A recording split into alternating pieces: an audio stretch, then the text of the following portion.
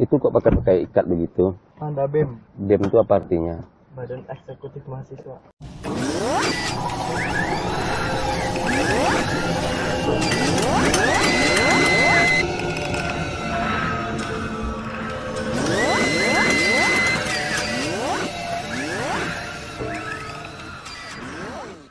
Assalamualaikum warahmatullahi wabarakatuh. Baik sahabat, sekarang aku mengantar Nyonya Besar ke pasar. Kalian nih ngantar My Hero, ngantar anakku ke kampusnya. Abang, Papa seumur abang itu dulu Papa tamat sekolah langsung merantau ke Jakarta. Di waktu sekolah ya gitu, Papa nggak dapat pelajaran apa-apa karena Papa waktu sekolah itu hidup orang tua Papa susah, guru-guru takut sama Papa sehingga Papa nggak pernah ngikutin pelajaran. Tapi dari semua itu, Aulia itu jauh lebih baik dari Papa. Di fisik pun jauh kan. Aulia badannya bagus, tinggi, tampan. Kalau Papa waktu kecil, waktu sekolah SMA pun badan kecil, buruk rupa, culun. Tapi ditakuti. Karena dari dulu Papa punya strategi. Kalau ya sekarang Aulia kan kuliah itu. Papa juga dulu pengen kuliah, tapi nggak kecapai. Nah kalau Aulia punya kesempatan, mesti ya serius. Dalam pergaulan juga begitu. Kan pergaulan sekarang dalam persahabatan.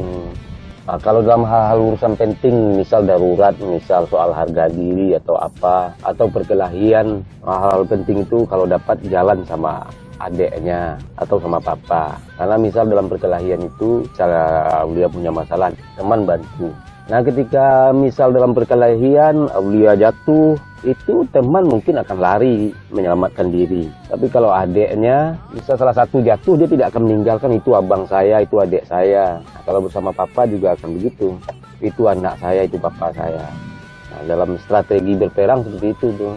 Papa banyak murid juga, Papa nggak akan melibatkan murid Papa. Karena ketika Papa terjatuh, misal ya mereka akan kabur, guru saya aja jatuh katanya. Ya jika tahu begitu, dalam persahabatan juga begitu, jangan pernah mau diajak untuk hal-hal yang tidak. Misal Aulia punya teman, dia itu bikin ulah atau dia sering bermasalah sama orang, tapi ngajak-ngajak Aulia untuk bantunya itu jangan. Itu masa lalu Papa itu. Orang-orang tipe seperti itu, dia hanya memanfaatkan kita saja. Ketika permasalahannya selesai, apalagi dia orang berduit, ketemu kita aja dia pura-pura tidak tengok itu. Jadi dalam persahabatan sulit mencari persahabatan itu yang siapkan dirinya untuk berkorban, apalagi zaman sekarang. Pokoknya Aulia itu jauh lebih baik dari Papa, kecerdasannya, dan itu artinya Aulia harus jauh lebih baik dari Papa juga dalam segala hal. Papa dulu buang-buang waktu, akhirnya anak Papa jadi susah kan waktu kecilnya. Buang-buang waktu, sok sosial, menyelamatkan orang, bantu orang. Di saat kita sulit, orang itu senyap saja, diam saja. Itu yang Papa hadapin dalam hidup dulu. Pergi ngobatin orang, katanya dia cerita uangnya udah habis, berobat kemana-mana, ratusan juta. Nah, dia udah dicerita begitu ke Papa. Pas Papa obatin, nah dia tinggalkan rokok juga, uang juga buat beli 2 bungkus rokok. Dan kalau ditelusurin itu Papa yang salah, karena orang-orang kita ini dia belum bisa dididik untuk menghargai orang. Jadi ketika kita katakan ya udah seikhlas kamu, makanya dia kalau mau gratis itu orang kita. Sejak itu ya Papa robah. Bahkan dulu Aulia tahu Papa jam berapa saja tamu diterima. Jam 3 malam, bahkan ada tamu yang berdarah-darah habis berkelahi datang minta tolong. Pikir-pikir ya karena Papa memberi keleluasaan pada mereka sehingga mereka tidak menghargai waktu Papa. Padahal ketika itu pikir Papa, wah ini kan saya mesti melayani orang. Tapi karena kehidupan itu adalah harus ada timbal baliknya, maka tidak masuk. Sementara kita punya anak, punya ini tanggungan. Orang mau buat sibuk kita, tapi dia tidak mau pula korbankan sesuatu buat kita. Nah itu tidak bisa dipakai. Akhirnya bapak robah semua. Sekarang pun orang mau telepon lewat di atas jam 9 pun tak boleh. Tak papa angkat, paling juga papa marahin. Nah, ya demikian nak. Jadi belajar sama pengalaman papa supaya tiap tak habis-habis waktu lagi. Papa nggak ada yang ngajarin, papa belajar sendiri sama pengalaman papa sendiri sehingga sudah tua papa baru papa dapat mengambil hikmah. Nah kalau anak papa seharusnya belajar dari apa yang papa alamin itu supaya tak buang-buang waktu. Papa sebenarnya tidak buang-buang waktu, tapi bersosialisasi dengan orang, kita sayang orang, tapi orang ternyata memanfaatkan kita, itu tidak ada gunanya buat kita.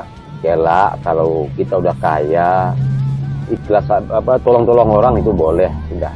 Ini kita buat makan saja, belum ada tolong-tolong orang tak tahu diuntung, tak guna itu. Dalam pergaulan juga begitu. Jadi abang mesti belajar pada kapten kapal yang handal. Mana kapten kapal yang handal? Yang dia sudah punya pengalaman, yang kapalnya berkali-kali hampir tenggelam dan dia bisa selamatkan. Nah, bagi aulia pemula ingin menjadi kapten kapal handal, nggak perlu pula ditenggelamkan dulu kapal berkali-kali lalu selamatkan. Tentu menghabiskan biaya banyak dan tidak perlu pula. Tinggal belajar kepada kapten kapal yang pernah berkali-kali hampir tenggelam dan dia selalu selamat. Sehingga kita hemat waktu dan investasi. Waktu jangan dibuang-buang nak. Aulia jauh lebih baik. Cerdas, tinggi, berani. Pikir-pikir Aulia lebih berani di Bapak itu di waktu remaja. Papa berani karena Papa memang orang persilatan dulu. Belajar kebatinan dari kecil. Kalau Aulia kan tidak. Tapi Aulia bisa kemana saja. Malam-malam sendirian ini ya lebih bagus dari Papa. Papa juga dulu suka jalan malam-malam sendirian. Tapi kan di kampung. Ya kampung lain pula ngiri-ngirinya lah. Ketemu hantu belau. Papa pernah ketemu hantu. Hantu tuh makin lama dia makin tinggi. Kenapa Pak itu? Itu Bapak ketemu hantu tuh dekat rumah Om Endro. Sahabat, anak saya ini juga seorang talent. Awal dulu dia bermain di iklan tuh langsung jadi talent. Nah, itu kelebihannya dari saya itu. Kalau saya dulu tidak ada hal begitu. Banyak kelebihannya. Kalau Bapak kekurangan aja banyaknya. Pendek, jelek, culun, tapi Bapak penyayang sama abah, sama ibu. Itu aja mungkin kelebihan Bapak. Dalam hidup itu amati orang-orang sukses. Baca sejarah-sejarahnya, pengalamannya. Itu bisa jadi pelajaran buat kita. Itu yang disebut alam terkembang menjadi guru. Orang sukses itu bagaimana dia sukses. Juga orang lihatnya ketika dia sukses saja. Bagaimana dia berkali-kali jatuh, orang tak mau tahu. Itu sebabnya banyak orang-orang sukses itu menjadi sangat amat pelit kelihatannya. Ketika baik familinya sendiri mau berutang sama dia tolak-tolak. Karena juga dia tahu orang biasa berutang dipermudah itu ke laut. Apalagi utang baik sama saudara kita sendiri, saudara sekandung pun harus kita ingat utang kita. Namanya utang perkara besar itu. Banyak orang kaya sepertinya dia tidak memiliki kecerdasan sosial yang tinggi. Nah itu bagi kalangan awam akan berkata begitu, padahal tidak juga. Apalagi dia memang masih berjuang, dia belum begitu kaya betul. Dia memang akan begitu karena dia ngerasain bagaimana jatuh bangunnya dia dalam berusaha. Itu sebabnya kelihatan dia pelit. Karena dia ingin mengajarkan kepada orang. Orang kalau dimudah-mudahkan justru tidak menghargai. Sehingga semangatnya untuk berubah itu kecil. Paling nanti minta tolong lagi sama saudara. Lalu itu yang ada dalam hatinya. Nanti kalau lagi susah minta tolong aja lagi sama saudara. Begitu terus. Punya saudara kaya ini. Itu sebabnya banyak orang kalau sudah kaya dia pecah bersaudara. Yang kaya sama kaya dia dekatnya, yang miskin sama miskin. Sebenarnya penyebabnya itu rata-rata memang orang hidup susah itu dia banyaknya hanya mengeluh, dia banyaknya kalau disuruh begini begitu dia banyak jawaban untuk menolak, untuk tidak dia mencari alasan, wah saya tidak ini dengan hal begitu. Disuruh begini, wah saya tidak ahli di situ. Banyak alasannya. Dia maunya apa-apa, maukan uang banyak tanpa capek uang banyak. Dan dia lihat familinya yang kaya itu kok mudah betul dapat uang. Nah, sehingga dia punya pikiran seperti itu.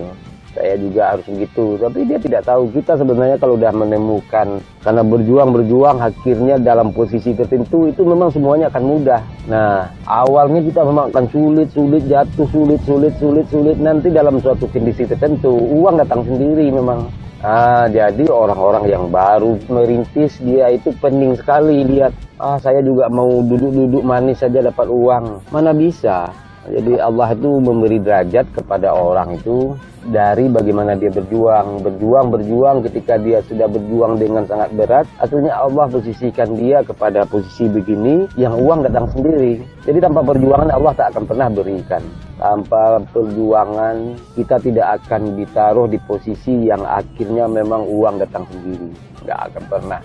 Dan pola pikir juga akan berubah. Seperti dulu ini kan, Papa selalu setiap malam berpikir, wah buat makan besok apa, uang nggak pegang. Ketika nggak pegang uang misalkan, memang Allah akan antar uang. Nah disitulah posisi itu Allah yang berikan ketika kita memang berjuang tuh mendapatkannya. Duduk-duduk manis kayak orang-orang itu dapat uang tuh nggak ada cerita. Kita nggak akan pernah sampai di posisi itu. Ngerti nak? Kalau abang sudah memformulasikan sesuatu, itu uang datang aja sendiri.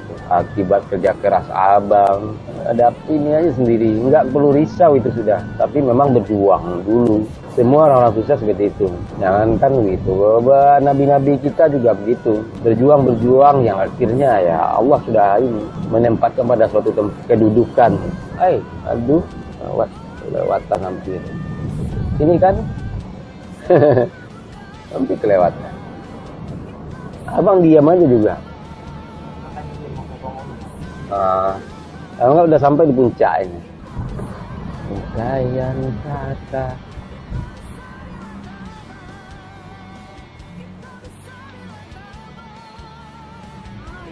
Iya nak. Perpisahan ini sementara. Masuknya di mana sini? Dekat sini. Apa nggak tahu, mesti mutar lagi.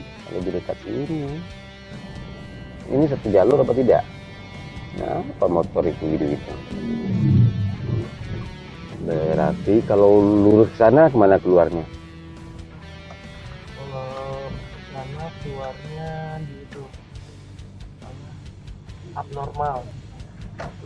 Oh, abnormal. Lampu merah sudah ada abnormal. Dekat nggak pasar di sana ya? Oh, jauh juga ya.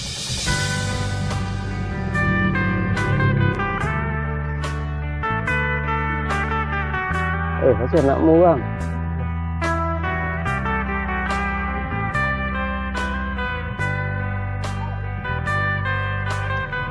Awas dia lihat belakangnya.